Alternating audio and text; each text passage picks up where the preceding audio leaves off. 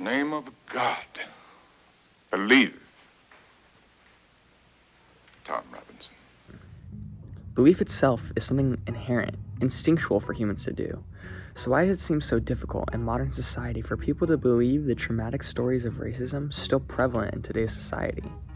Of course, that is a huge question to unpack in only 4 to 5 minutes, but I think I've come closer to understanding the exact conundrum. So much of this comes down to our education system. I mean, why else would I use a clip from To Kill a Mockingbird? Although a major generalization, I find it safe to assume that many students throughout the United States have at one point in the 12 years of prior education to college have either read or at the very least heard of Harper Lee's To Kill a Mockingbird. To many, it's a classic, and it's understandable why.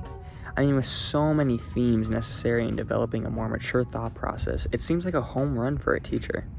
Discussions of maturity, the titular catch-all theme of don't judge a book by its cover, and the most obvious racism within the country makes it perfect for a developing brain to understand these relatively abstract problems. However, does it not seem weird to anyone else that the main protagonist and many supporting characters of a book about racial injustices are white? Not only that, but the main hero, Atticus Finch, is white. Well, there's actually a name for this. And it begs the question, is this book problematic? Before answering this question, I feel as though it is important to discuss the status of education within the United States and ultimately where it fails students of color. Just like any other form of information, stuff learned in school has a bias. Through learning Eurocentric materials, schools encourage students to learn an almost false history, where the founding fathers and early colonizers were the heroes of the story. This Eurocentric approach to education ultimately leads to white privilege and negatively impacts people of color. As Peggy McIntosh recalls, white privilege does not have to be something hugely drastic. It is simply systems that give advantages to white people. To McIntosh and I alike, quote-unquote, when we are told about our national heritage, we are shown that people of our color made it what it is. These ideas of white privilege in the education system are brought up even further through Beverly Tatum, as she discusses previous students who thought historical figures like Cleopatra were white and exclaimed that they would only be pretty if they were white. Of course, these ideas of white privilege can be seen in more classrooms than just the historical ones. A lot of the time, books read within the English classroom do not represent other denominations besides Caucasian, causing skewed education once again. So when discussing To Kill a Mockingbird, why does this book fail when discussing race in America? Joining me from Phoenix to discuss literature further, Jennifer Fowler, a high school teacher for 19 years who has accomplished such things as being an Arizona Top 10 Teacher of the Year and Teacher of the Year at her very own Greenway High School. So, what books are read on campus, and do you think they promote racial diversity?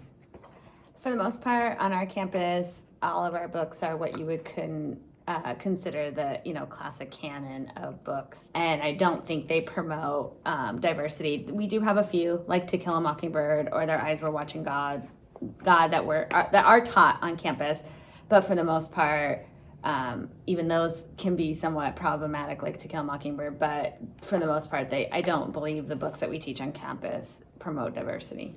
All right, so that's interesting to use the word problematic when discussing those kind of books. So what exactly do you think is so problematic about, To Kill a Mockingbird or Their Eyes Were Watching God? Specifically, To Kill a Mockingbird, you have the issue of Atticus as the white savior.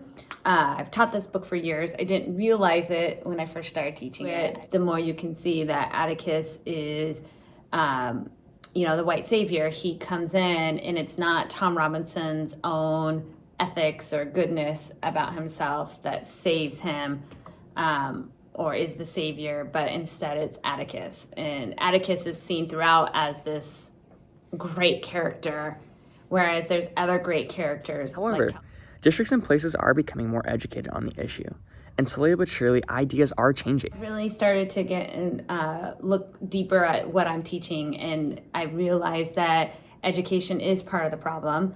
And although it may be small, I can make a difference in my own classroom by diversifying my literature that I'm teaching, so that I'm not just teaching all dead white guys. So I've tried to get grants to buy books that are more diverse, so therefore we can read them and study them in the classroom.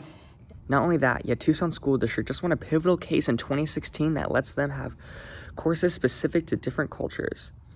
Now, a district predominantly made of Mexican Americans gets to take courses specifically designed for their culture and history.